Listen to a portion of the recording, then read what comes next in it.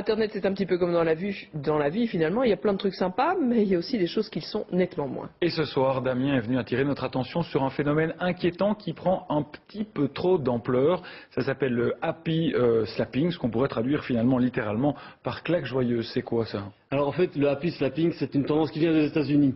Il faut savoir maintenant, on le sait bien, avec un GSM, on peut prendre des photos, on peut prendre des vidéos. Alors c'est bien quand il s'agit de prendre les premiers pas du dernier né ou un copain qui s'amuse en soirée, par exemple. Pas bien méchant. C'est pas bien méchant, mais quand ça commence à devenir de la violence purement gratuite, là, ça commence à poser des questions.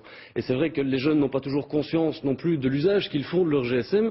Dans ce cas-ci, voilà, ils prennent au hasard une victime et ils décident de la tabasser, ils la filment et ils mettent ça sur Internet. Ah oui, donc c'est très violent. C'est très violent et c'est d'autant plus choquant que c'est gratuit. Alors évidemment, on ne va pas stigmatiser, tout Internet n'est pas mauvais à cause de ça, mais c'est une tendance. C'est un phénomène qui existe, il faut en parler. Et il faut en parler. Parce que c'est complètement... on ne va pas montrer l'image parce que c'est effectivement tellement violent que c'est un petit peu difficile. C'est condamnable. Pas légal du tout. Du tout, évidemment. Il y a des coups, il y a des blessures, il y a des dommages moraux. C'est très important dans ces cas-là d'avertir les jeunes des conséquences de leurs actes. Et ça, ils n'en ont pas conscience. Surtout qu'on les retrouve facilement.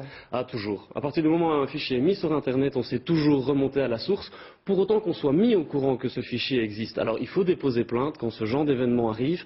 Et je pense notamment aux parents qui tomberaient sur ce genre de vidéo. Il faut absolument, même si c'est votre jeton et que vous l'aimez beaucoup, c'est un service que vous lui rendrez en le dénonçant et en allant alerter la police à cause de ça. Parce que vous-même, parents, si vous ne le faites pas, vous pouvez être condamné. Et vous serez condamné dans ce cas-là et vous devriez payer les dommages moraux. Ça peut très vite monter très cher. Et précision pour les jeunes, c'est que celui qui filme est lui aussi condamnable, même s'il n'a pas porté les coups. Bien sûr, c'est la non-assistance à personne à danger.